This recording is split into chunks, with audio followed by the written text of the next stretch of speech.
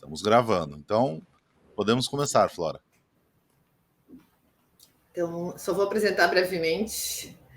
A Valéria Bonafé, uma querida amiga e grande parceira desde o doutorado, né? Eu fiz doutorado na USP, ela já estava se formando lá, estava terminando o doutorado dela.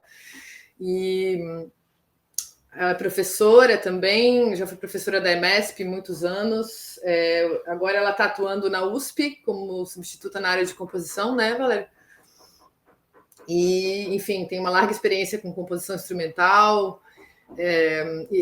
E ultimamente ela está trabalhando muito com a questão da cartografia na pesquisa, né? E muitas práticas desse tipo de pesquisa aliada com a criação, né?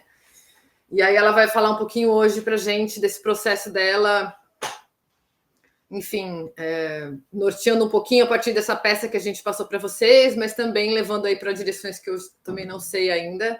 Ela vai contar um pouco do percurso dela e acho que vai contribuir demais com o nosso debate aqui do grupo sobre pesquisa em arte, etc. e tal. Enfim, não sei se não planejei essa apresentação, mas você complementa, tá, Val? Seja super bem-vinda e obrigada por aceitar. Ei, gente, bom dia. Obrigada, Flora, por essa apresentação. Obrigada pelo convite também. Vocês vão me dizendo aí das partes tecnológicas se estão funcionando bem durante, tá bom? Não me abandonem. Se estiver ruim, avisa. Que eu sei que daqui a pouco todo mundo fecha a câmera, daí eu fico assim, será? Então, qualquer coisa, gritem. Tô feliz de chegar aqui no grupo. Alguns de vocês são meus amigos, já trabalhamos juntos, já estivemos em outras oportunidades, outras pessoas não, mas também estou vendo vários nomes aqui que eu já li, que eu conheço os trabalhos, então estou super contente de poder fazer essa troca. A Flora me fez um convite assim bem aberto faz algum tempo e a gente foi conversando bastante. Então ela meio que me contou os últimos movimentos assim do grupo, que eu sei também que ela está chegando e também está se entendendo, mapeando, então ela compartilhou comigo que ela já conseguiu detectar até o momento, assim, então um pouco estou sabendo. E aí fiquei de pensar quer dizer, daí a gente juntas foi pensando o que seria legal, porque é isso, eu e a Flora, a gente trabalha, não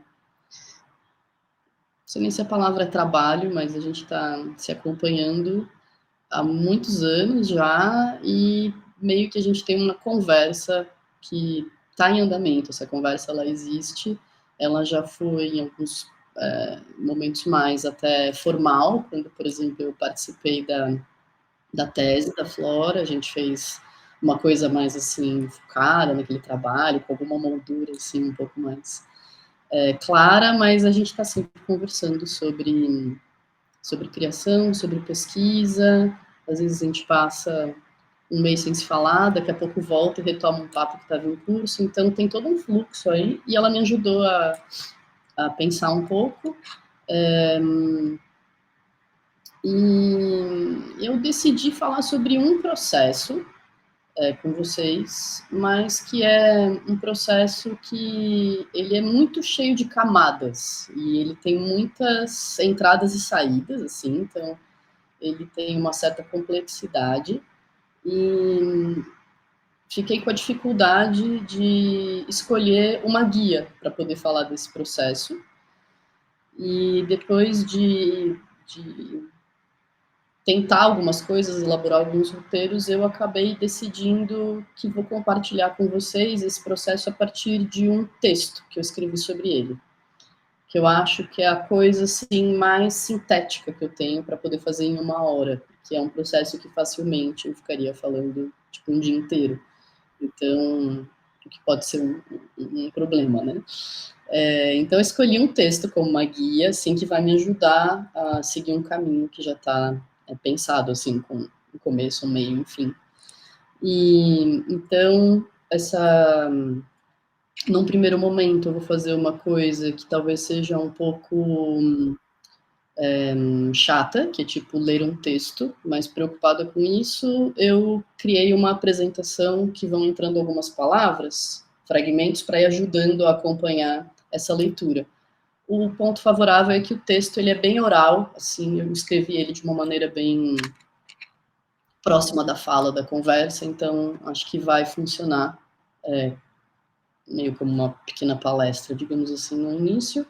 Depois, em algum momento, eu vou quebrar isso, porque o texto segue, é um texto muito longo, é só um começo, assim, e aí depois eu mostro o que seria a outra parte do texto, assim, dou uma ilustrada. Eu não vou me apresentar antes, acho que essa apresentação da Flora tá o suficiente, porque acho que durante o texto eu vou me apresentar, meio que é isso. A apresentação vai acontecer junto dessa apresentação do próprio processo, porque me parece que isso é uma coisa já que tem a ver, que é apresentar um trabalho, já acaba me apresentando. Essas coisas têm acontecido meio juntas, assim. Oi, Igor, você chegou, se você puder mutar, tá dando feedback, bom dia. Então é isso, gente, eu vou compartilhar. Peraí, não, daí deixa eu só localizar. Esse processo que eu tô falando é um processo de pesquisa, criação, pesquisa, produção artística e produção de pesquisa, tá tudo meio misturado.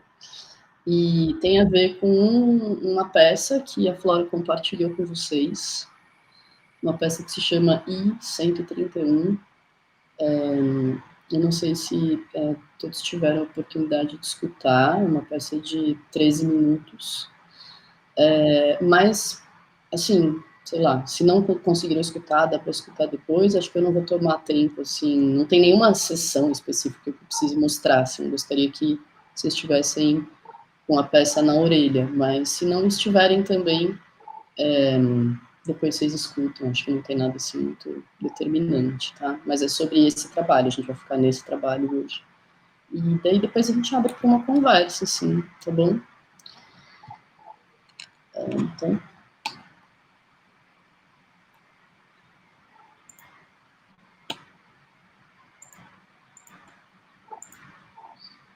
Primeiro, deixa eu ver. Então aí, né, uma introdução. São 3 momentos, tá? Tem uma introdução, depois um momento que eu falo um pouquinho sobre cartografia e um momento que eu falo daí algumas especificidades desse projeto artístico.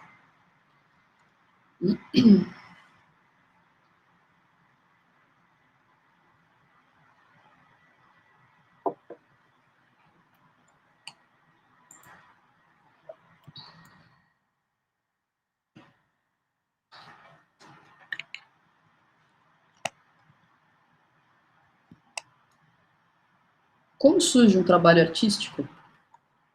De onde vêm as ideias musicais? Quais são as forças que desencadeiam, movem e moldam o processo criativo? E como a poética de um projeto artístico se constitui em relação à singularidade da experiência subjetiva? Nesse texto, exploro algumas interações entre a prática composicional e a esfera da subjetividade, investigando de que maneira aspectos subjetivos e relacionais atravessam meus processos criativos e se inscrevem nos meus trabalhos artísticos. Mais especificamente, me interessa observar e compartilhar de que forma as fricções entre arte e vida têm constituído minha poética sonora, uma poética que tem expressado, de alguma maneira, uma força autobiográfica.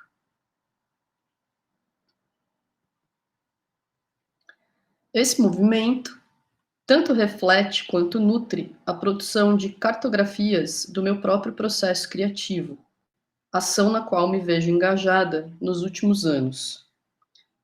Então, aqui vou parar só para mencionar que o último arco assim, formal de pesquisa que eu fiz foi um pós-doc, que tinha como título No Território da Poética Sonora, Cartografias de Processos Criativos. E entre as coisas que eu olhei durante esse pós-doc é justamente esse trabalho que eu vou apresentar para vocês. O interesse em investigar os processos de criação dos meus trabalhos se tornou mais consciente durante a segunda metade do meu doutorado. Esse interesse me levou a uma mudança de direção inesperada naquela época, e a produção de uma tese cujo projeto se tornou a análise de 3 trabalhos artísticos que realizei naquele período. O que está na tela é a minha tese de doutorado. Isso tudo fica dentro de uma caixinha, então ela é composta, em cima está o título da tese, ela é composta por 5 cadernos, pequenos, assim, um pouquinho menor que um A4, e 3 partituras, que são os 3 trabalhos em foco. Tem ainda um caderno de suplementos, porque algumas imagens eram tipo meio grandes, e daí eu fiz um caderno que tem uma parte assim em outros formatos.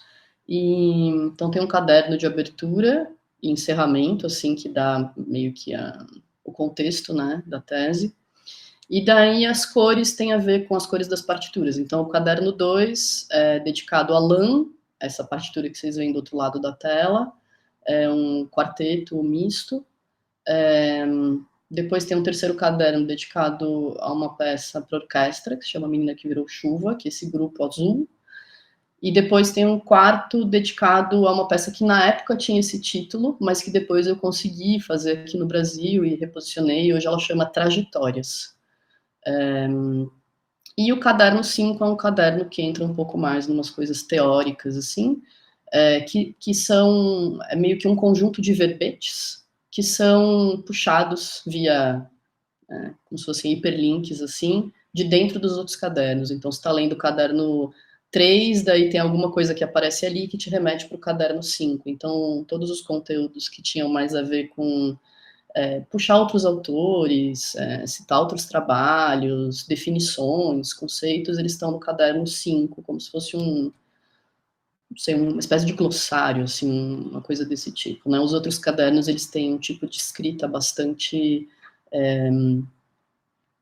narrativa, um pouco ficcional, misturam ficção com realidade. Eu vou passando por esses trabalhos. Alguns cadernos têm um caráter um pouco mais de diário, o caderno 4 tem um caráter bem de... como chama aquilo? Scrapbook, sabe? Que você vai colando coisas e comentando, então tem formatos específicos para cada caderno. Essa é a minha tese, né? Que eu concluí em 2016. E essa tese foi montada no 50% final, assim, do doutorado, porque antes eu fazia uma outra coisa, então teve uma virada aí pelo meio desse percurso. Entre os diversos desafios que encontrei durante o percurso de produção da tese, talvez o mais difícil tenha sido enfrentar o vazio metodológico diante do desejo de observar e compartilhar como se dá e o que se passa num processo criativo no que se refere à experiência subjetiva. Como saldo, a realização da minha tese me levou a pelo menos 3 importantes percepções. A primeira, o desejo de estudar o processo criativo pelo prisma da subjetividade. Segunda, a importância de ampliar meu campo de investigação para além da música. Em terceiro, a necessidade de mergulhar no estudo e na criação de novas metodologias de pesquisa no campo da criação artística. Desde então, tenho me dedicado a pesquisar a relação entre processos de criação musical e sonora e processos de produção de subjetividade através de experiências de autoanálise e de práticas investigativas compartilhadas. Tenho trabalhado num campo móvel e interdisciplinar que abarca a música, as artes sonoras, a pesquisa artística e os estudos do som, enveredando um pouco também pela filosofia, pela psicologia e psicanálise e pelos estudos feministas. E tenho me dedicado a experimentar e desenvolver novas metodologias de investigação, incluindo aí muito especialmente a autoanálise e o método cartográfico. Então, eu separei só 3 coisas, assim, meio como referências para esses tipos de pesquisa que eu comentei. De baixo para cima, um artigo que eu produzi logo depois aí meio que resulta da minha tese, uma primeira tentativa, assim, de fazer num espaço de 12 páginas, sei lá, né, esse formato de artigo, um estudo sobre uma das minhas peças, que veio então lá da tese, que é A Menina que Virou Chuva, esse artigo, A Experiência da Sonoridade, os perigos de uma viagem, uma jornada no desconhecido, de 2018. Um outro exemplo disso, eu separei esse artigo de 2020, que eu escrevi em parceria com o saxofonista e improvisador Rogério Costa, que é meu companheiro. Esse é sobre um trabalho de comprovisação, uma peça para sax e eletrônica, que tem a ver com um conjunto de fotografias que a gente separou, assim, de um período que a gente viveu na Alemanha, tem uma coisa a ver com memórias, e a gente compôs um trabalho a partir disso. Então, lá também tem algumas, nesses dois aí tem várias reflexões iniciais, assim, sobre esse projeto de tentar falar dos próprios processos de uma maneira um pouco mais sintética, assim, do que a tese, que é uma coisa meio gigantesca, né? E um terceiro exemplo de trabalho mais recente, um trabalho em parceria com a artista e pesquisadora Lilian Campesato, que é uma grande parceira de trabalho. A gente tem juntas um projeto que se chama Microfonias, já ativo desde 2017. E esse é um capítulo de livro recente que a gente preparou sobre uma prática artística compartilhada, artística de pesquisa, dentro desse projeto que se chama Microfonias, que é um guarda-chuva, assim, com várias ações de pesquisa. É um projeto que eu tenho me dedicado bastante, assim, em parceria com a Lilian nos últimos anos. Ele cresceu muito e a produção dele tem sido bastante forte também. Então, enfim, 3 coisas aí, né? Quem se interessar.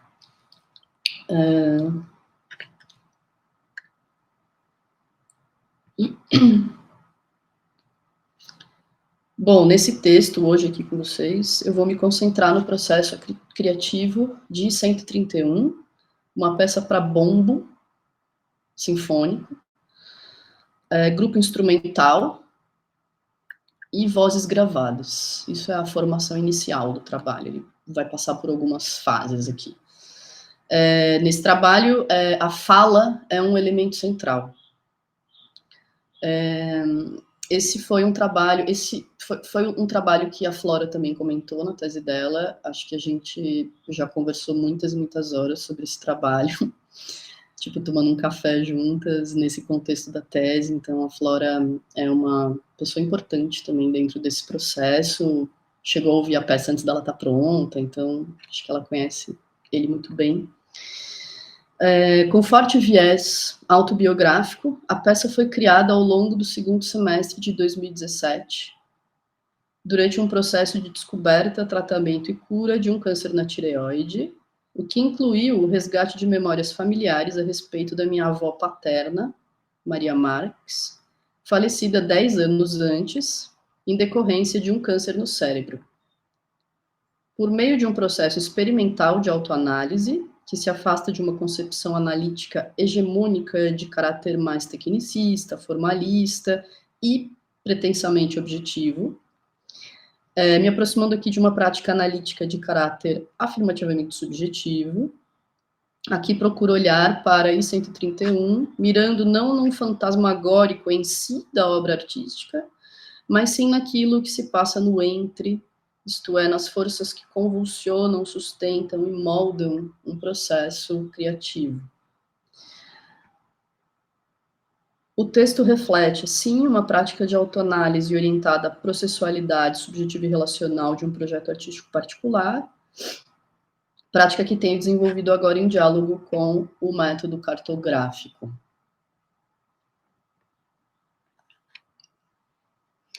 Ao focar no processo criativo de I-131, não me interessa apenas observar e compartilhar como se deu o percurso inventivo desse trabalho específico, mas colaborar para a produção de conhecimento sobre processos de criação musical e sonora, com especial ênfase nas interações com a esfera da subjetividade.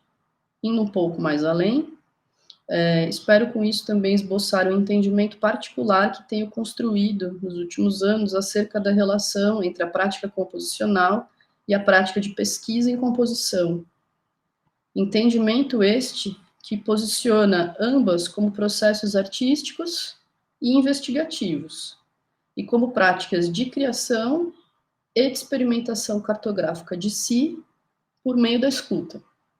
Tentei bolar um esqueminha, assim, de como eu tenho pensado as coisas. Então, a ideia aqui é que tanto a composição pensada como um processo artístico, um processo investigativo, a pesquisa pensada enquanto um processo artístico, um processo investigativo, bem como ambas como práticas criativas e práticas cartográficas, e de alguma maneira, que acho que ainda preciso juntar mais, assim, num entendimento formal, para mim é super claro o quanto a escuta é sempre uma guia para mim de entrada nas duas coisas, tanto na pesquisa quanto na prática criativa, e é, de fato, também um tema sobre o qual eu tenho me debruçado muito nos últimos anos, com leituras, com escrita, vários textos, em alguns grupos de pesquisa. Então, aqui a escuta entra como uma prática ampla, né? Não estou pensando aqui categorias de escuta dentro dessas chaves mais tipológicas. Estou tratando a escuta nos meus trabalhos de uma maneira mais abrangente, assim, que tem a ver com essa entrada mais forte nos últimos anos, nos estudos do som, na psicanálise, em outras literaturas, assim, que expandem uma ideia na filosofia, uma ideia mais enxuta de escuta que a gente tem no campo da música, né? Então tem algo aí um pouco mais amplo. Tá, isso era o primeiro momento, assim, que era meio para introduzir onde estamos agora. Daí queria falar um pouquinho de cartografia. A proposta de investigar o processo criativo de 131, a partir de uma experimentação cartográfica, reflete um deslocamento epistemológico e metodológico. Não, primeiro eu vou falar do epistemológico, vou seguir o texto aqui. Um deslocamento epistemológico em relação ao que é considerado conhecimento no campo da criação musical e sonora. E, consequentemente, implica num deslocamento metodológico em relação ao tipo de análise que é comumente praticada nesse campo. Primeiro, refletindo um deslocamento epistemológico, em lugar de abordar I-131 enquanto obra, enquanto um objeto delimitado, fixado e expresso por meio de uma partitura ou fonograma, eu volto meu olhar ao seu processo de feitura, isto é, as múltiplas interações que se estabelecem durante a construção de uma rede de criação complexa e dinâmica. Aqui eu estou chamando muito para conversar comigo a Cecília Almeida Salles. Agora eu vou puxar algumas referências assim para ir dando um mapa, tá?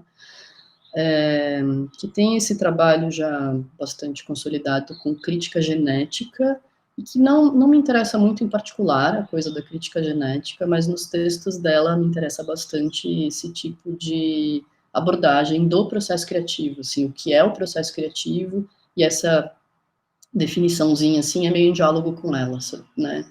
Essas múltiplas processos são as múltiplas interações que se estabelecem durante a construção de uma rede de criação complexa e dinâmica.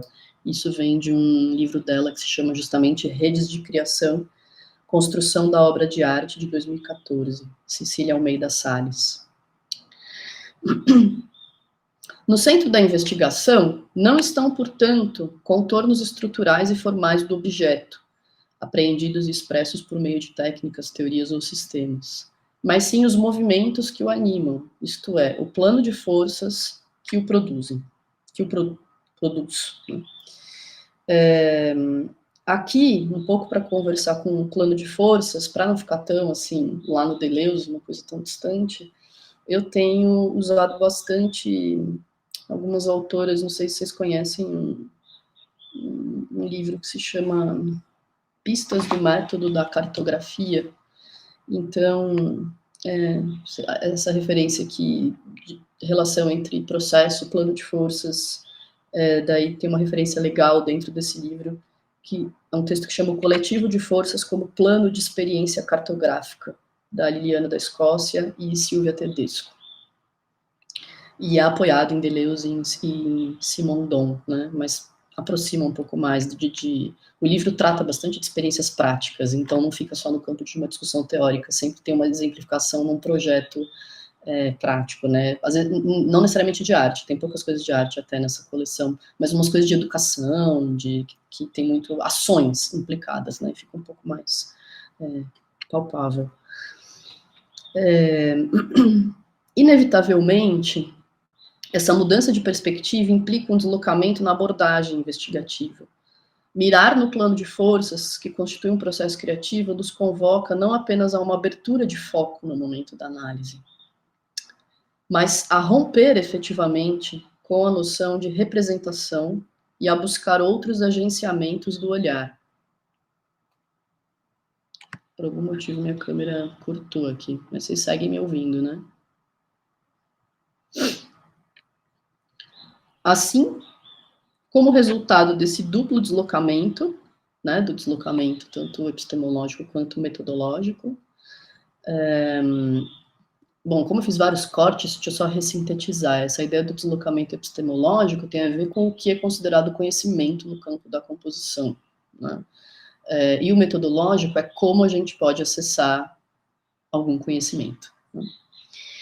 Então, aqui, em lugar de uma visão binocular sobre uma obra, proponho lançar uma visão prismática sobre um processo de criação. Então, tem uma diferença entre binocular e prismático e entre obra e processo, buscando dar passagem às múltiplas refrações do processo criativo. E aqui eu estou dialogando com um texto que provavelmente vocês conhecem bem, que é o da Kathleen Cousins, A Arte da Pesquisa em Artes, Traçando Praxis e Reflexão, um texto de 2014, onde ela usa vários instrumentos ópticos, assim, essas metáforas com instrumentos ópticos, né, o binóculo, o prisma, para ir diferenciando modelos de pesquisa. Com isso, quero me distanciar de uma concepção analítica centrada na apreensão, dissecação e descrição de objetos, e apresentar um pouco da prática de autoanálise que eu tenho desenvolvido aí em relação com esse plano de fundo, assim, de referência, que é o método cartográfico.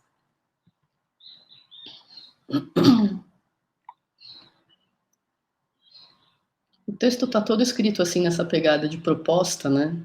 Enfim, que está nesse formato, mas é isso, não são propostas, são coisas que eu tenho feito, é meio isso, né? Sempre tem uma... É onde eu estou com o pé afundado, né? Cartografar significa acompanhar processos. Ao invés de visar a representação de objetos ou descrição de realidades, nessa perspectiva cartográfica, uma metodologia particular se constrói caso a caso, com o objetivo de desenhar a rede de forças a qual o objeto ou fenômeno em questão se encontra conectado, dando conta de suas modulações e de seu movimento permanente.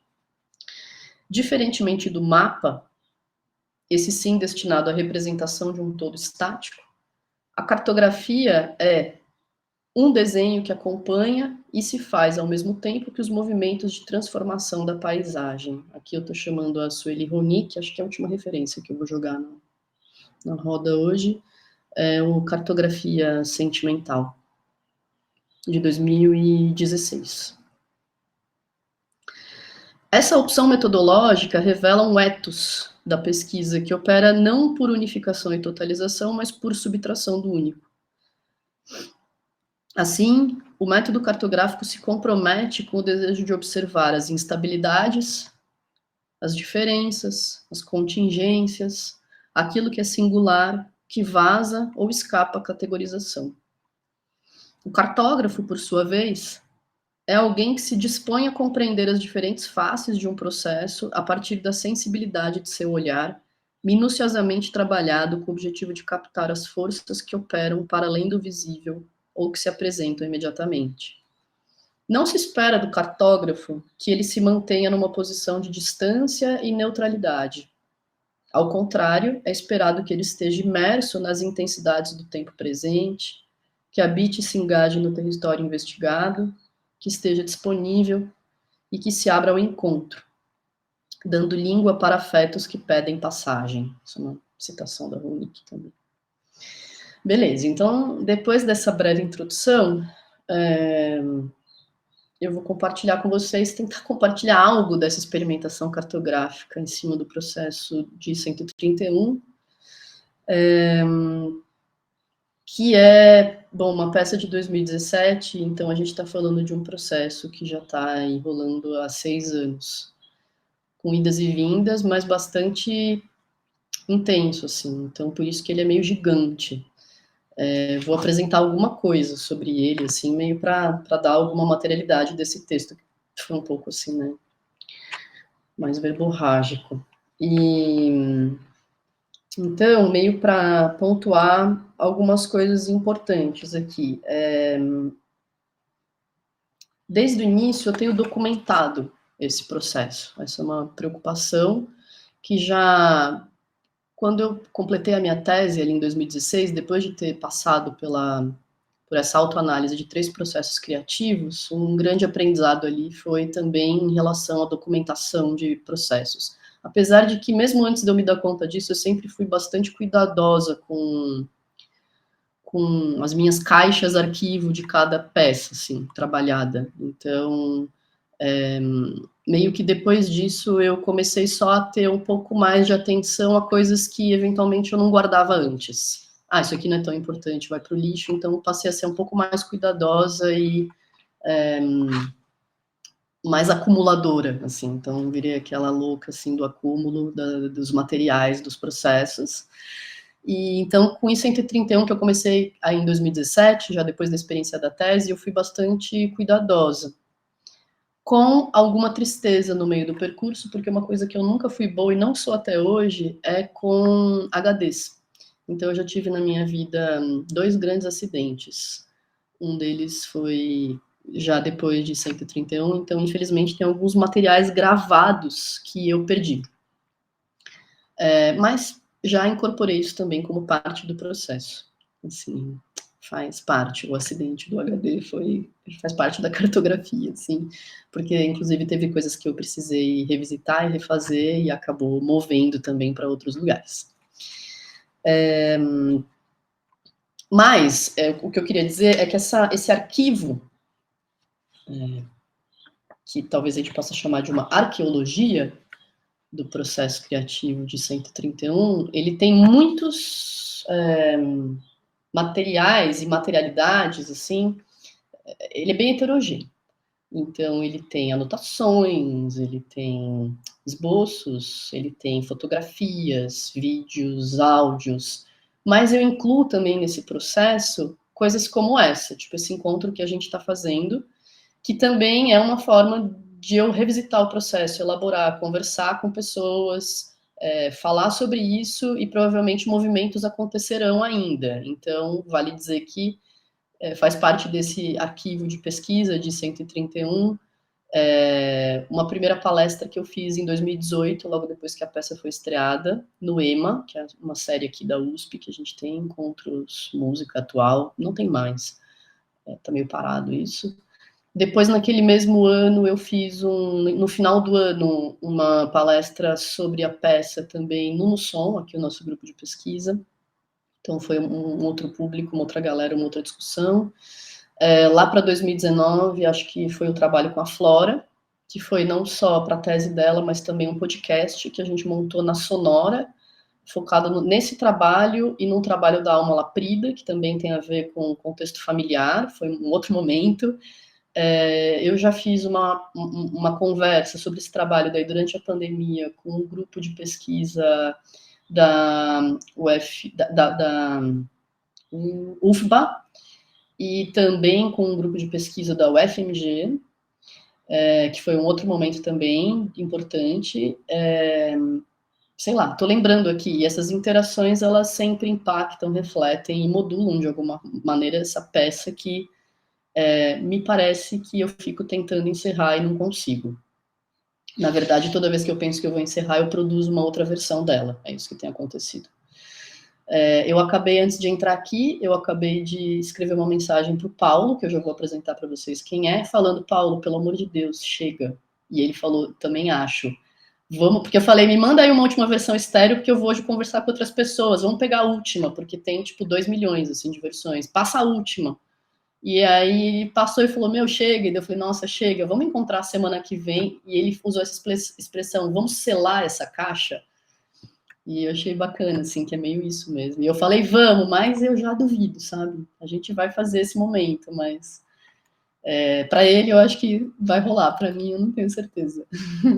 Então, um pouco são esses materiais, todos esses materiais que eu falei eu tenho tentado disponibilizar. Então, no meu site tem uma aba para essa peça que chama em 131, e eu fico pondo lá os links, as coisas. Também já escrevi um texto sobre ela, fora esse aqui. Esse aqui que eu estou lendo para vocês é um esboço, está quase pronto, estou fazendo revisões ainda, agora que eu li, eu marquei mais outras. Mas é um capítulo de livro que vai sair, acho que entre esse ano e o próximo, de um livro que se chama Teorias do Compor, que está sendo editado pelo Paulo Rios e pelo Arthur Rinaldi, pela Federal de Santa Maria, vai sair. E eu estou tentando fechar uma versão meio baseada nisso. Isso seria a introdução do texto que eu li para vocês, né? Então, só para dizer que esses materiais estão por aí. Bom, e também é claro que por isso que eu botei essa peça no meu pós-doc, porque já que eu fico trabalhando com ela o tempo todo, eu achei muito justo que ela integrasse o meu pós-doc. Então, também foi objeto, assim, de... Todas essas coisas tiveram um pouco a ver também com essa moldura, assim. Estou fazendo uma pesquisa sobre ela. Aí fiz palestras, faço texto, faço artigo, faço outra versão, meio nesse lugar de pesquisar um trabalho, mas toda vez que eu pesquiso o trabalho, eu gero outro dele, é meio isso, concretamente mesmo. Bom.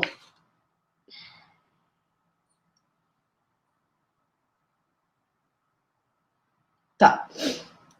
Para esse, o que eu vou compartilhar com vocês, que é o conteúdo desse artigo, então tem meio que essa introdução. Depois vai ter um texto assim para situar, porque eu fico falando em 131, até agora vocês não sabem muito sobre essa peça, a não sei que ela tem a ver aí com uma avó, com um câncer, com um bombo e umas vozes gravadas, né? Então eu vou ler uma introduçãozinha sobre ela, que vai em algum lugar também desse texto, e depois mostrar um pouco do que ficou essa... Como é que eu trouxe a cartografia para dentro do texto, né? Deixa eu ver o que está aqui.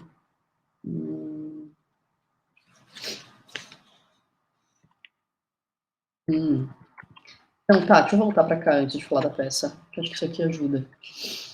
Aqui falei para vocês já da documentação e do arquivo, em que consiste, né, esse conjunto de coisas que eu tenho, que vão se proliferando. Daí aqui, ó, só para pontuar, esse capítulo, ele vai estar, que é o que eu estou trabalhando agora, ele vai estar organizado em 2 blocos, um bloco chama Contextos e Narrativas, é um texto de caráter mais informativo e linear, assim, descritivo sobre o que é a peça, então tem uma coisa mais pé no chão, assim, mas... E o outro tem a coisa mais pés fora do chão mesmo, que é o Rastros de um Processo Criativo, que é o bloco maior, assim, do capítulo, que é uma mistura do conteúdo verbal da peça, porque como essa peça é um falatório mesmo geral, assim, para quem já ouviu, já tomou contato com isso, quem não ouviu depois vai entender isso muito facilmente, é uma peça com voz falada, gravada, e tem um conteúdo verbal ali que fez parte do processo decupar esse conteúdo, porque na peça são muitas camadas, a ideia mesmo é uma dispersão de entendimento, mas eu quis trazer isso de uma maneira bem limpa e organizada. Então, a segunda parte desse texto tem esse conteúdo verbal transcrito e desmembrado, assim, para ficar claro na leitura. E, junto disso, eu somei uma espécie de exposição texto-visual com imagens e legendas. Então, é uma maneira de apresentar alguns materiais que entram aí, são os que davam para entrar nesse formato de um capítulo de livro. Então, não tem material de vídeo, não tem material de áudio, tem coisas, né, que dá para a gente ver com o olho, assim.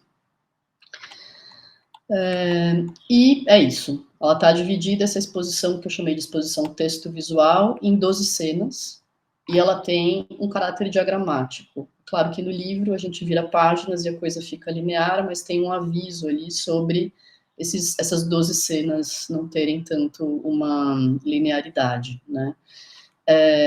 Eu vou mostrar para vocês, deixa eu ver se eu consigo jogar nessa tela, como eu organizei esse texto, ó. Eu tenho tirado a tela cheia, calma aí. Só para entender esse caráter diagramático, eu gosto de trabalhar com coisas meio assim. Então, meio que aqui eu comecei a montar o que seria uma seleção de materiais para entrar nesse texto, que se referem à peça, né? Meio organizados por eixos importantes que me pareciam significativos para compartilhar esse processo. Então, nesse mapa tem fotos, daí tem algumas anotações, essas fotos têm a ver com... eu vou falar para vocês um pouquinho já desses conteúdos, né, narrativos, tem a ver com processos de pesquisa sonora, bastante ali em torno do bombo, com camadas de gravação, então achei importante incluir essas camadas criativas que tinham a ver desde escolha do microfone, da microfonação, como é que vai ser essa voz, um pouco da dinâmica de conversa com as pessoas que participaram também da peça, porque a peça não é só a minha voz, tem um grupo de pessoas participantes, então isso incluiu rodas de conversa, gravações, interações durante alguns meses com um grupo de mulheres da minha família. Então, esse mapa tem também... Como é que eu consigo rolar? Para cá. Esse mapa tem depois uma camada de trabalhos com o Vinícius Portes, que foi o percussionista que estreou a peça. Pô, esqueci de falar, né? Vocês estão em Curitiba, eu já falo. Mas a peça foi estreada aí em Curitiba, na Capela Santa Maria.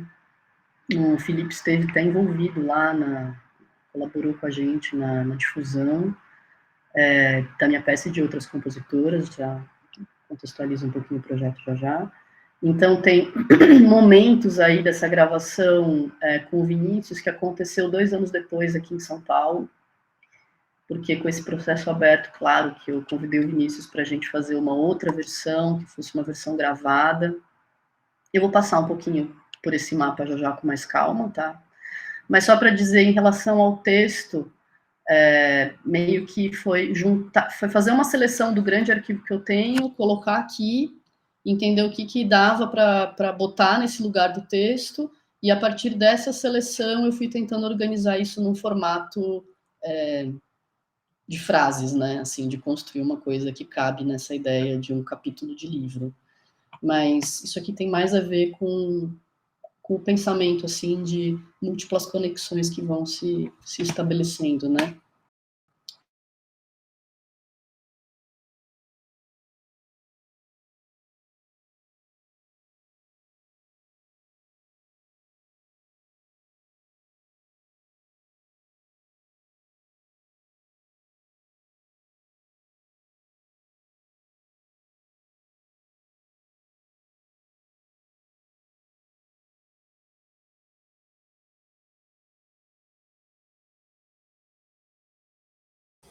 Acho que deve ter caído, né, gente? Eu tô aqui ainda. Eu também. Eu acho que foi ela. Ah, ela? Tá. Acho que eu já volto.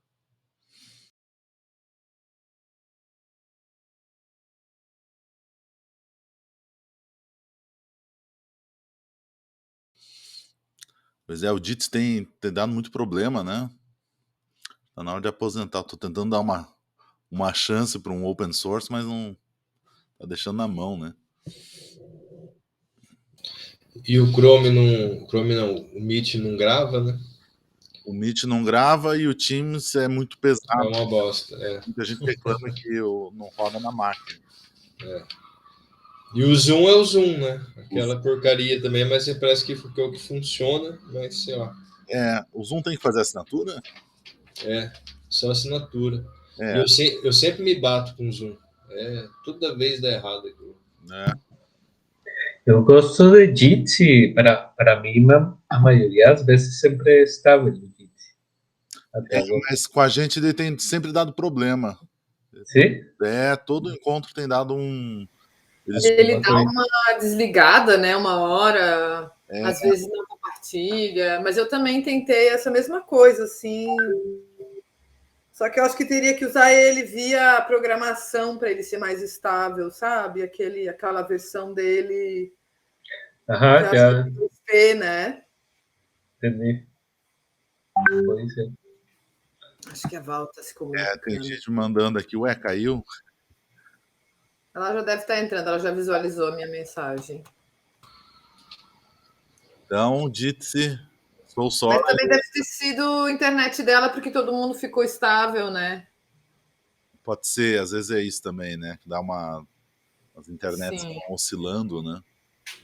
São as forças, né, gente? Nossa, ainda bem que não sou eu que estou falando, porque tá uma serra aqui do lado e tá sinistra. Eles estão reformando ainda desde que eu cheguei. Aham. Deve ter...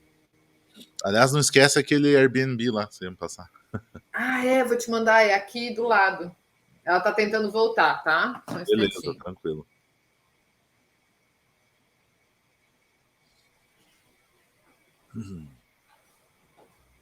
E qual é o valor mensual do Zoom? Se você vai assinar Zoom, Não quanto tem que sei. pagar? Não sei quanto é que é. O Ricardo que é o. Algum assinante de Zoom aqui? Não faço ideia também. Eu só uso dos outros. Só. O Zoom? Qual, Jaime? Zoom. O Zoom, eu acho que a educacional, uns 1.300, se eu não me engano. Nossa, é tudo isso, é? Não, deve ter alguma de quinhentão, assim, por ano. Deve ter, né? Acho que não passa que disso. É. Mas é que aí tem aqueles planos que você pode ter várias salas, várias coisas, aí vai aumentando. Mas uma coisa mais simples, acho que em torno. É tipo o Teams, que tem, sei lá, 400 por ano, né? Que fica. E as universidades adoram Teams, né? Que é Microsoft, engraçado. Nossa, eu achava tão ruim. Tem um saco total. Peraí, que ela deve estar falando aqui. Gente, deixa eu aproveitar a pausa aqui. Peraí. Amanhã vai ter o segundo episódio lá do programa do Arte Estranha e vai ter a peça do Jaime tocando. Quem quiser conferir lá no site da Rádio FRJ, às 9 da noite. Manda pra gente o link, daí quando. Eu vou mandar. Ele fica disponível online, assim. Eu vou mandar depois. É que eu esqueço disso aí.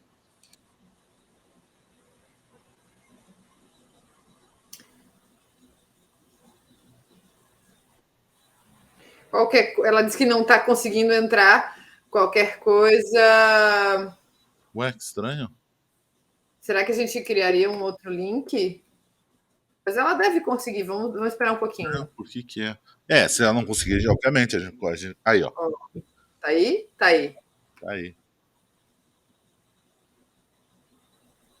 Delay clipado, o Paul tá falando. Isso é. Teu pet do Max aí. Meu? Não, do Paul. O Paul colocou ali aqui. Mas tá. Sérgio, ouve bem?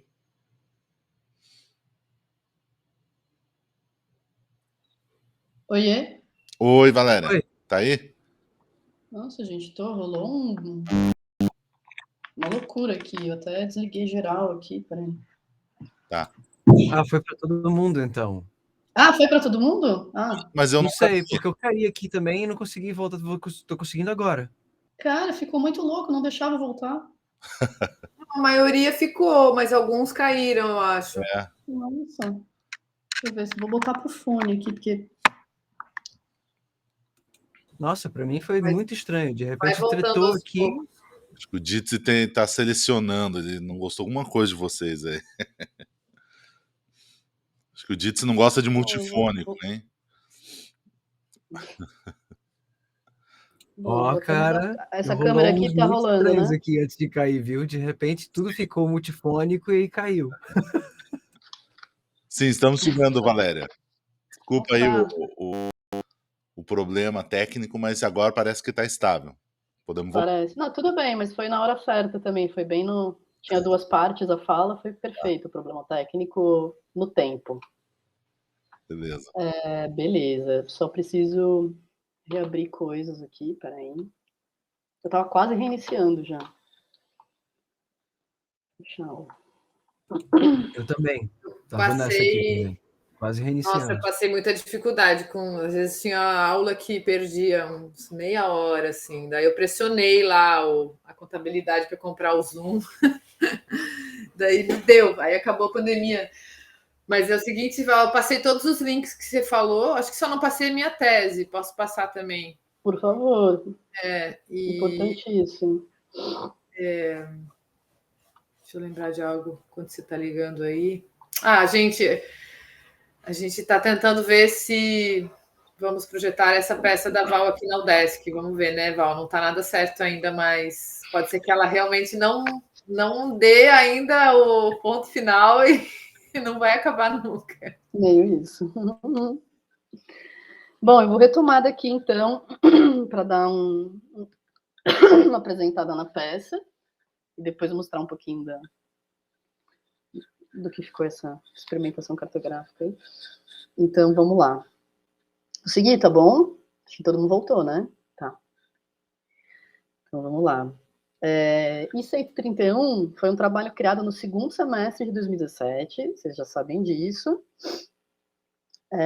Nesse período, pelo qual passei por uma cirurgia para retirada de um carcinoma papilífero na tireoide, detectado casualmente em exames preparatórios para uma segunda cirurgia para ressecção de endometriose profunda. De maneira inesperada, aquele ano foi inteiramente dedicado a consultas médicas, exames, procedimentos hospitalares, períodos de convalescência, blá, blá, blá, blá. Em meio a dores e chateações, a prática criativa apareceu como uma boa aliada na manutenção da minha potência desejante de vida. Muito coincidentemente, alguns meses antes, eu tinha sido convidada pela professora Rosane Jampolsky e a Rafaele Andrade para participar de um projeto chamado Weaving Music for Radio, Latin American Women Composers. Era um programa de encomendas artísticas, que elas conseguiram uma verba, uma aprovação numa seleção da Unesco, uma coisa super bacana, assim, foi um projetão. E o objetivo do projeto era criar uma série de programas de rádio, né, com essas peças que elas estavam encomendando, mas incluía também a gente se encontrar em Curitiba, passar um tempo juntas, as compositoras, elas, os performers, né, trabalhando, trocando, então a gente passou acho que uma semana juntas, assim, também fazendo os ensaios, daí um seminário, um concerto, foi super massa esse projeto, e tinha eu, a Georgina Canifru, a Melissa Vargas, a Natália Solomonoff, a Tânia Rubio, e a queridíssima Patrícia Martinez, que faleceu muito precocemente, né, no ano passado. E a Rosane e a Rafaele, claro, né. Então, foi isso, e eu tinha recebido essa encomenda, tinha topado antes dessa guinada, assim, e aí, quando eu falei, bom, não vai dar para eu participar, aconteceu isso e aquilo, não tenho a menor condição de fazer um trabalho artístico, agora basicamente não saio do hospital, e a Rosane foi uma pessoa importante nesse momento, e falou, não, você tem que estar no projeto, tem que dar um jeito, não é possível. E essa fala dela foi importante, porque eu falei, é mesmo, eu tenho que estar nesse projeto, imagina, não é possível, eu vou dar um jeito de estar nesse projeto, e, sei lá, meio que eu fui juntando as coisas, e me pareceu que era oportuno, na verdade, que não era uma coisa que eu deveria não fazer, que era oportuno, na verdade, fazer e dar um jeito de acontecer. Então, aí surgiu essa peça, que mistura diferentes sonoridades, mas que tem como principal componente a minha própria voz, o meu próprio corpo. Então, quando eu falo, eu tenho muita dificuldade de falar que 131 é uma peça para bombo, grupo instrumental e vozes gravadas. Um pouco eu apresento ela assim pela nossa... essas molduras que a gente tem, né, para escrever assim uma nota no programa, para eu poder falar e vocês rapidamente já entenderem várias coisas, sei lá, que também são importantes, mas na verdade 131 é uma peça que não é para, ela é uma peça que tem eu, é meio isso, né, é meio difícil até fazer esse para, ou quem é que faz a peça, vozes gravadas, não é bem isso, não é uma peça para vozes gravadas, é uma peça que tem a voz da Valéria gravada, e dessas mulheres específicas. Então, tem uma questão de... Tem várias questões mais locais do que genéricas, globais e neutras, assim, então... Mas, enfim... dificuldades daí de trabalhar até com a linguagem, né, nesse nosso campo, assim. Esse processo, ele se desdobrou ao longo de 6 meses, o que também é difícil para eu dizer, porque, na verdade, ele está aberto até hoje, mas eu estou falando dos 6 meses, digamos, iniciais, assim, de levantar uma proposta, né, dar aquele pontapé inicial no processo. E esse processo, nesses 6 meses ali, entre 17 e 18, a peça foi estreada no primeiro semestre de 2018, esse processo envolveu o quê? Ele envolveu gravações realizadas no hospital, onde eu fiquei internada, e envolveu conversas com um grupo de mulheres da minha família, 2 tias e um conjunto de primas e a minha irmã, encontros e viagens para a gravação das vozes dessas mulheres, que nem todas estão em São Paulo, então muitas coisas a gente fez. Essa peça é pré-pandemia, né? Então a gente não tinha tanto costume assim de abrir uma chamada, então a gente trocou alguns áudios, mas implicou em visitar, viajar. Esse encontro presencial também era muito importante nesse momento. Incluiu elaboração individual e coletiva de textos, então vários textos das peças. Os textos, eles são, digamos assim, a escrita final é minha, mas eles foram elaborados conjuntamente, nas conversas com elas. Então, são textos coletivos aí, que foram gravados da minha própria voz. As gravações com elas não são textos, são gravações espontâneas, em rodas, em papos acontecendo. As minhas gravações são feitas em estúdio, textos estudados, lidos, performados, então teve uma camada aí de performance, né? Pesquisa de sonoridades desse grande bombo sinfônico, que tem um papel muito importante na peça, né? Para mim foi, desde o início, fundamental ter uma pele grande no palco. Para mim o bombo é isso. E, ao mesmo tempo, um corpo gigante, capaz de produzir sonoridades estranhíssimas.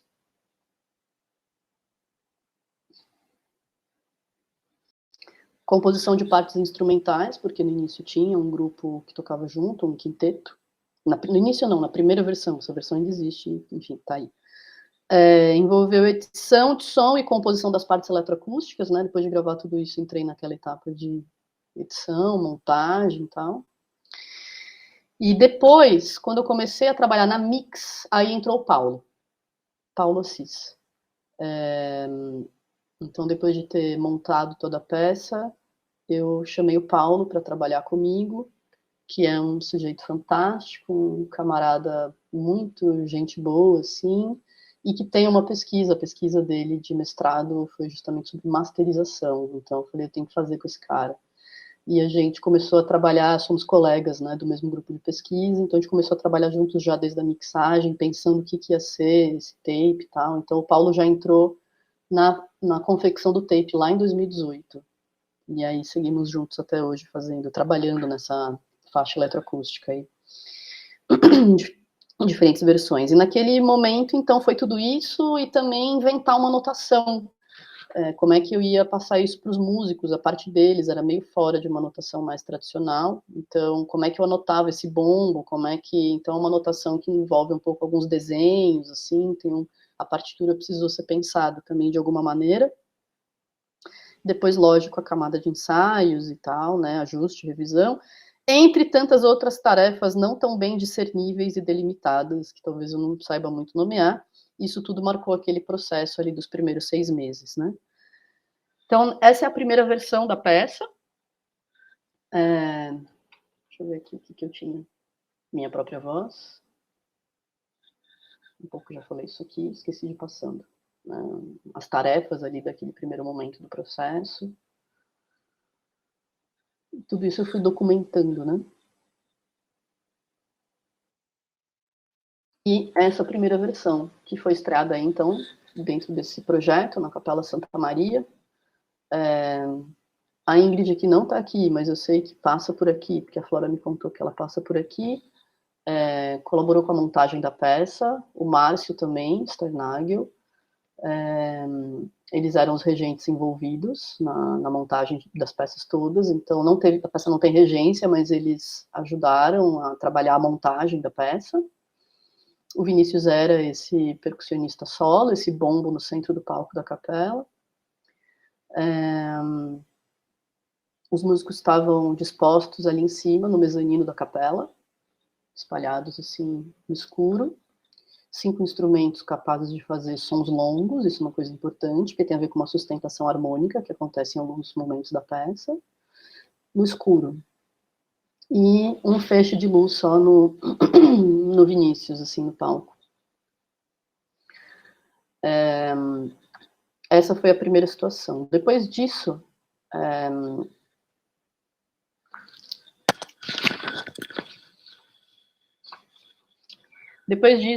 aqui em São Paulo, a peça foi feita pela Bruna do Prado, uma percussionista aqui que estudou na Unesp, ela fez meio como parte do TCC dela, e foi uma segunda vez aí que essa versão foi feita, e a Bruna queria muito refazer, porque ela fez na situação do TCC, mas foi uma coisa mais assim, né, defesa, aquela coisa, mas ela queria muito fazer num concerto público e tal, ficou com isso na cabeça. Isso foi em 2019, e aí veio a pandemia. E aí, ela inclusive saiu de São Paulo, foi morar na Chapada, assim, e se isolou lá.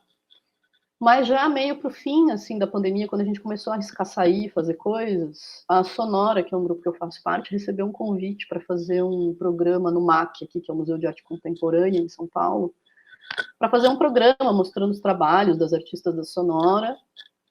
E eu falei, pá, vamos fazer essa peça. Aí falei com a Bruna, ela falou, pô, tô na Chapada. Eu falei, meu, você vem? Ela falou, vou. Aí a Bruna veio, só que assim, era isso, a gente usava máscaras, foi um concerto para um público, a gente dividiu em 2 dias, porque tinha aquela restrição de lotação, e não me parecia muito provável que eu pudesse distribuir 5 instrumentos, soprando um clarinete, uma flauta, não dava. Não podia, as cadeiras eram distanciadas, né? E aí eu falei, tudo bem, também já era uma vontade que eu tinha de fazer, já estava com vontade de fazer outra versão desse negócio, assim, né? E aí eu reabri esse processo junto com a Bruna, conversamos como é que a gente pode fazer, o que é, e aí eu fiz uma segunda versão dessa peça, que é uma versão só para o bombo com eletroacústica.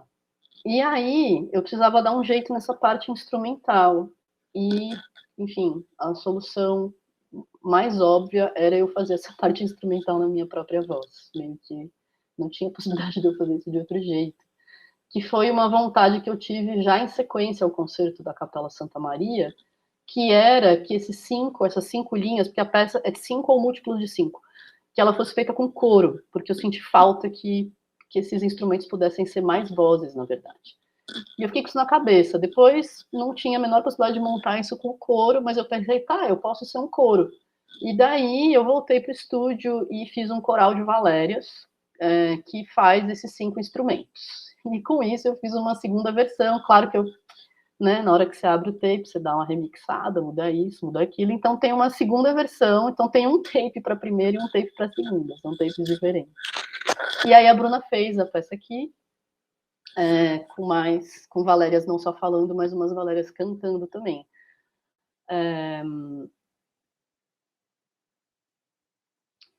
Depois disso, ou durante isso, na verdade, antes da pandemia, teve esse momento que o Vinícius veio, porque eu e o Paulo pensamos, cara, a gente tem que gravar esse bombo, fica muito incrível, vamos gravar, e a gente estava numa aspirações de usar um microfone binaural que a gente tem, que é aquela cabeça aqui no Lame, e a gente queria muito fazer alguma coisa com ela. E eu falei, cara, você já pensou a gente fazer uma versão dessa peça que a gente ouve e parece que a nossa cabeça está dentro do bombo? E a gente ficou com isso. Como é que a gente faz uma mixagem que a pessoa está com uma cabeça dentro do bombo? E ficamos com isso.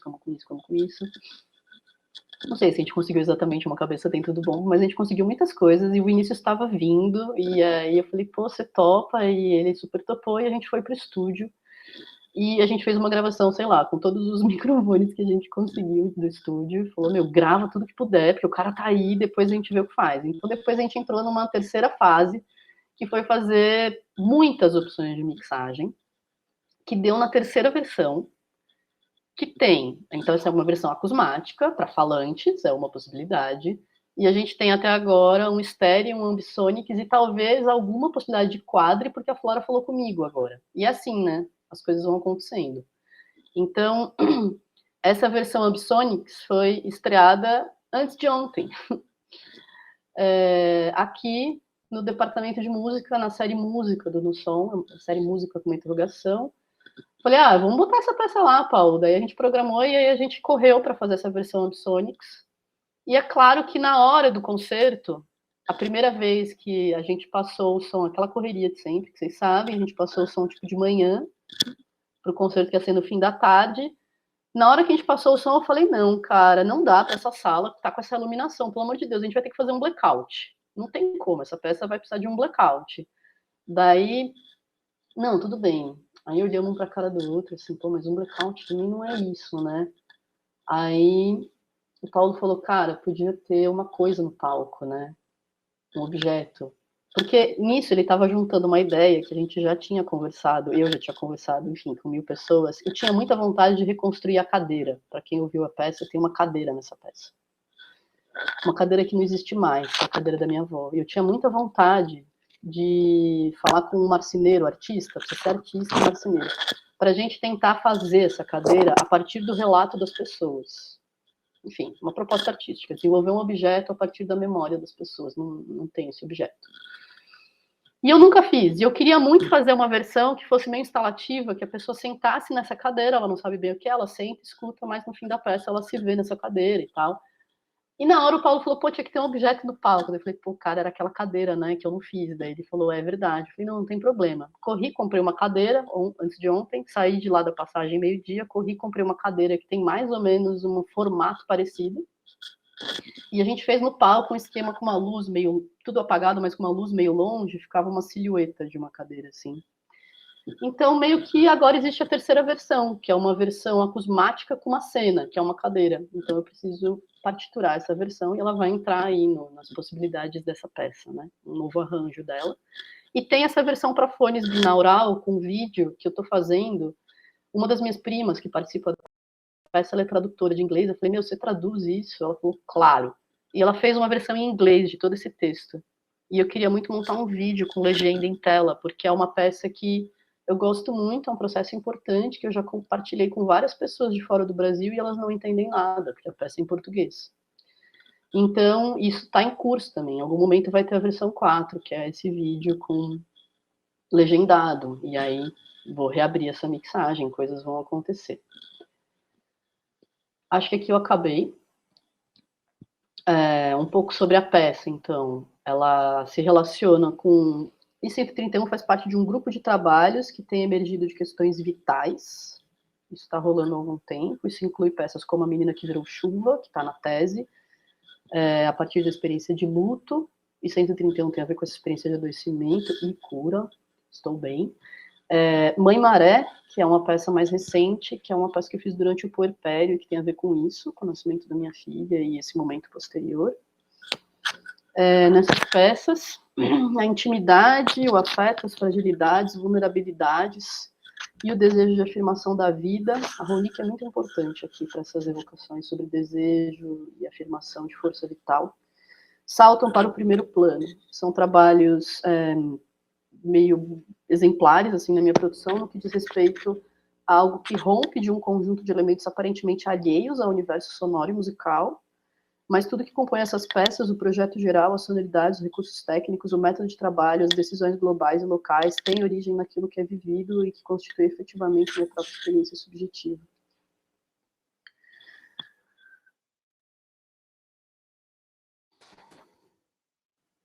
O texto falado e suas entrelinhas, tanto verbais quanto sonoras, posicionam o trabalho num campo híbrido, talvez algo entre a música, as artes sonoras e a literatura. Essa peça, sendo mais direta, mistura duas linhas narrativas, uma sobre a minha própria experiência durante esse tratamento, que eu já contei para vocês, que é um tratamento radiativo, que acontece depois desse procedimento cirúrgico que eu passei, e outra sobre a minha avó paterna, Maria Marques, submetida 26 anos antes à mesma cirurgia e tratamento que realizei e que, infelizmente, depois de alguns anos, teve enfim, algumas recidivas e veio a falecer de câncer no cérebro. Esse plano narrativo referente a mim ali, ao tratamento, ele é construído através da combinação dos materiais que eu gravei lá no hospital, ou materiais e que, na verdade, muitos deles eu regravei em estúdio depois. São gravações da minha própria voz, ora descrevendo detalhadamente aquele quarto, então quem escutou, não sei se pescou isso, nem sempre é muito fácil também entender do que se trata ali, aquela mistureba de coisas, mas o que existe é uma camada onde eu descrevo aquele quarto, os objetos, os procedimentos de segurança, como é que era aquele lugar, que foi uma vontade muito grande que eu tive de contar o que era aquilo lá, né, um lugar que você fica isolado ali durante um dia e meio, e que antes da pandemia certamente foi uma experiência mais forte do que seria hoje, ficar isolada um dia e meio sem contato com o mundo, e depois o resto do isolamento eu fiz em casa mesmo, mas eu podia receber a comida pela porta. Já o plano narrativo referente à minha avó, ele foi gerado fora do isolamento hospitalar, então foi esse segundo momento, e envolveu a colaboração com um grupo de 7 mulheres da minha família, cujas vozes podem ser ouvidas na peça. O conteúdo desse segundo plano narrativo inclui também uma pequena biografia da minha avó, que foi escrita por uma das minhas tias, por vontade própria, durante esse processo, uma descrição da sua aparência física e um inventário afetivo dos seus objetos mais memoráveis. Esses materiais todos foram utilizados para a montagem aí do tape, junto do qual esse ou essa percussionista executa um conjunto de ações na pele desse bombo, tem uma sonoridade ampla, profunda. Os sons, ora reforçam, ora nublam o sentido das palavras, favorecendo ou atrapalhando a compreensão do que é dito. Um pouco um jogo do que eu quero dizer, do que eu não quero dizer, o que pode ser dito, o que não pode ser dito, o que eu consigo ou não, o que dá para ouvir e o que não dá. A peça passa por esse jogo entre inteligibilidade e não inteligibilidade, né? Então, também foi uma coisa que a gente tentou trabalhar na mixagem, ora coisas mais emboladas, ora coisas mais limpas, né? Isso tudo foi a construção aí do tape. E tem um pouco uma inversão de papéis, né? Na versão mista. Então, ainda que o bombo assuma uma posição de solista no momento da performance, de modo geral é o tape que atua como protagonista, né? Essas vozes são as solistas da peça, na verdade, né? Um pouco isso é uma ficha técnica, só para acreditar quem precisa ser acreditado. Então, essas vozes faladas são aí as minhas primas e eu, um conjunto de primas mais ou menos numa mesma faixa etária, assim, no âmbito de uns 10 anos, assim, netas dessa mulher, Maria Marques, minha avó. As vozes cantadas sou eu. Então, os textos gravados têm essas camadas, que são uma relacionada ao tratamento com iodo, são textos que eu fiz lá, oralmente, foram gravações que eu fiz, que depois eu transcrevi, reescrevi, e aí gravei em estúdio. É importante dizer que não pode entrar nada com esse quarto, então eu pedi liberação para entrar com o gravador, mas ele precisava ser plastificado, o que comprometeu bastante a qualidade de gravação. Então, eu tinha essa decisão de usar ou não. Algumas coisas eu usei, outras eu refiz em estúdio. Existe uma outra camada de textos que são esses relacionados a Maria Marques, que foram escritos assim nessa finalização por mim, né, mas eles foram criados a partir de conversas com essas primas, a partir dos objetos lembrados, né, que foi uma dinâmica que eu instaurei com elas.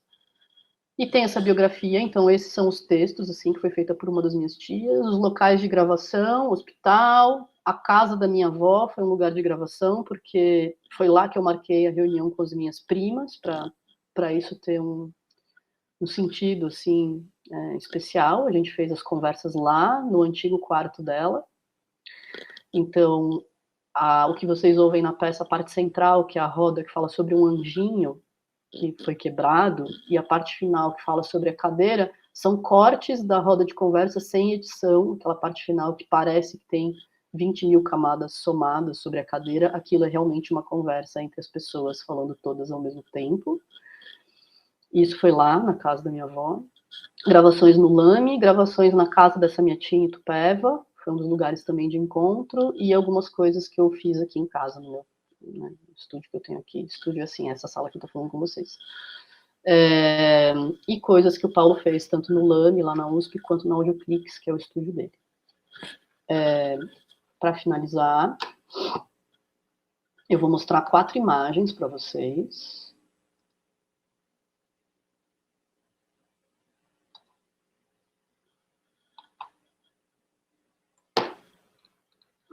Assim, o que acontece com o texto, só para vocês entenderem, antes de eu mostrar as imagens, vou jogar aqui, peraí. Vou fechar o ponto poderoso. Isso aqui também tá. Isso aqui é meio que o esboço aí desse texto que eu estou montando. E o que vai acontecer numa segunda parte desse texto é uma montagem tipo essa, ó. Então, são 12 pequenas cenas que tem uma imagem. Em cima tem a transcrição do fragmento ao qual se refere. Então, a peça começa assim. Rádio é um aparelho receptor dos sinais radiofônicos de uma estação radiodifusora. É também o nome do elemento químico de número atômico 88, pertencente à família dos metais alcalino-terrosos. Radioativo, que contém radioatividade, que emite radiação, blá, blá, blá, blá.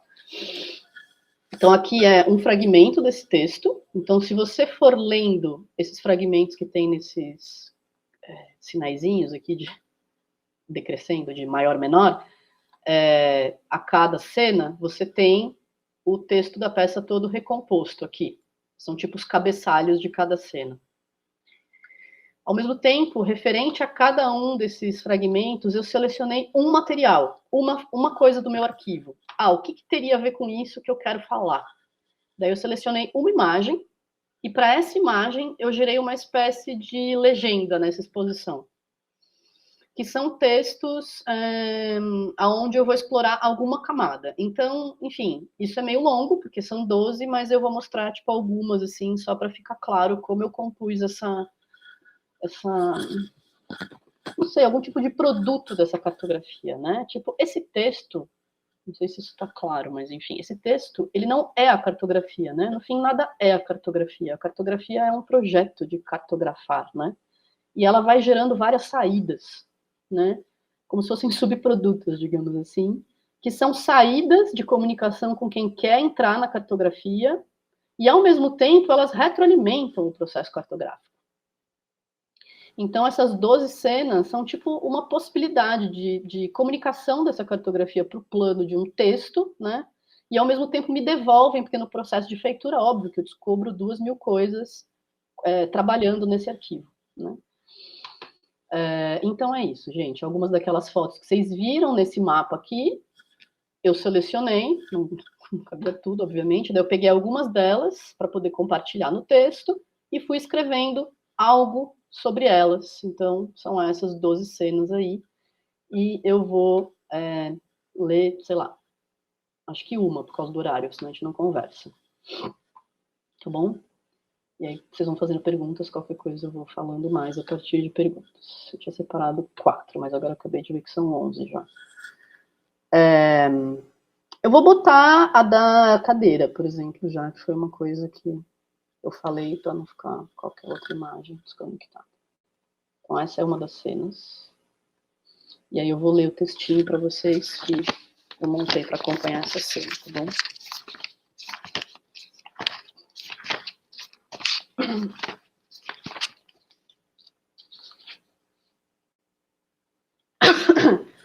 Não é vocês que estão vendo mal, é que a foto tá mal mesmo, tá?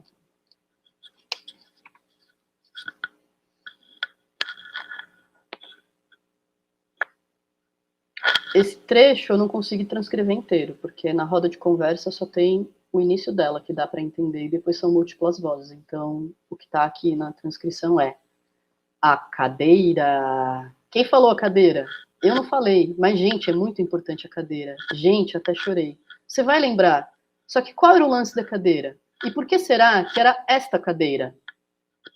Isso é um pouquinho, daí essa roda vai entrar pro fundo, assim, do tape, e aí a minha voz vai aparecer em cima, dizendo: antiga, de madeira, baixa, cor de amêndoa e com estofado de couro azul royal. Sua cadeira era frágil e estreita, a menor de todas. Nos tradicionais cafés da tarde, o ritual era sempre o mesmo. Ela se sentava em sua cadeira, ao lado da entrada da cozinha e significativamente afastada da mesa. E ali, muito atenta, se esforçava para garantir que toda a família se alimentasse bem. A família antes de si mesma, a cadeira, a liderança e a generosidade. E a legenda que eu bolei para a figura, né? Sentada à direita, olhando para a foto, estou eu. Ao meu lado, olhando para trás, está Daniela, minha irmã. Sentada à esquerda, com o rosto apoiado na mão, está minha prima mais velha, Cristina. Em pé, à esquerda, e olhando para trás, está minha tia, Maria Angélica. Sentada à ponta da mesa, está Maria Isabel, minha prima caçula. Ao lado dela, a cadeira vazia da minha avó, que, como sempre, não se sentava antes que toda a família já tivesse se acomodado. Esta é a cadeira que tem grande destaque na parte final de 131. Em nossa roda de conversa, a cadeira foi o ponto alto do nosso compartilhamento. Ela foi selecionada por várias de nós para compor o inventário da avó Maria. E com exceção de Isabel, a caçula, mesmo as que não indicaram este objeto, depois concordaram que essa seria uma das mais importantes recordações da nossa avó. Na gravação da roda de conversa, é possível escutar o quanto a cadeira ativa e o que ela ativa nesse coletivo de mulheres. Uma intensidade afetiva transbordante. Um corte direto dessa gravação foi usado para compor a seção 4, já na parte final da peça. Esse trecho é sonoramente bastante impactante, com todas nós falando ao mesmo tempo, nossas vozes se sobrepondo num fluxo rítmico intenso e com entusiasmo genuíno. Voltando à foto, ela foi encontrada após um grande esforço familiar em busca de um registro visual dessa cadeira. Em maio de 2018, num almoço de celebração de Dia das Mães, reuni a família num pequeno concerto eletroacústico doméstico para escutarmos a gravação de 131, que havia sido estreada em Curitiba, um ano antes. A escuta foi seguida de uma longa conversa sobre a peça. Houve relatos, choro, compartilhamento de memórias e afetos. Nesse pequeno concerto, estavam também algumas crianças de uma nova geração da família, que não tiveram a chance de conhecer sua bisavó, Maria Marques. Para algumas pessoas, essa escuta foi uma experiência de reencontro com suas memórias. Para outras, um primeiro encontro com essa figura que segue sempre sendo lembrada e celebrada pela família Bonafé, sobrenome do meu avô, de quem minha avó se divorciou em 1983, voltando então a usar seu nome de nascimento, Maria Marques. A escuta compartilhada de 131 disparou uma busca coletiva por alguma imagem da tal cadeira, cujo paradeiro é desconhecido. Nessa foto, é possível ver apenas uma parte do seu encosto, mas o suficiente para que qualquer um de nós possa identificá-la imediatamente. Fotógrafo desconhecido, data provável, dezembro de 1994.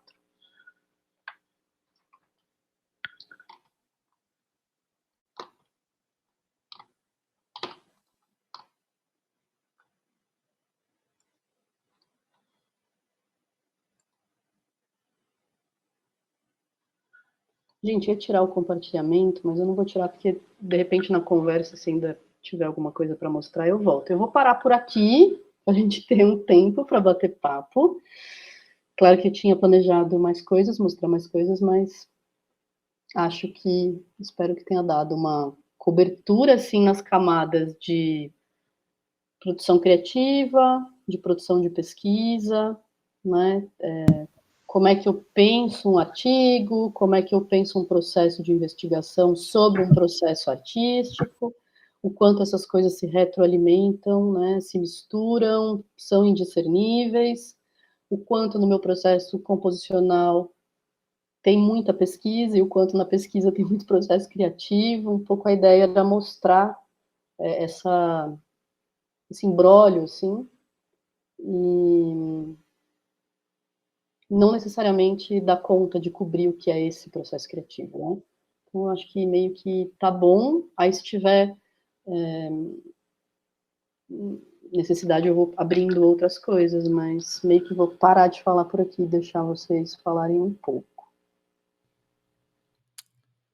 Beleza. Obrigado, Valéria. Eu vou parar a gravação só para garantir, tá? E daí eu começo uma outra só para essa parte do chat aí. Espera só um pouquinho, tá? Parar a gravação.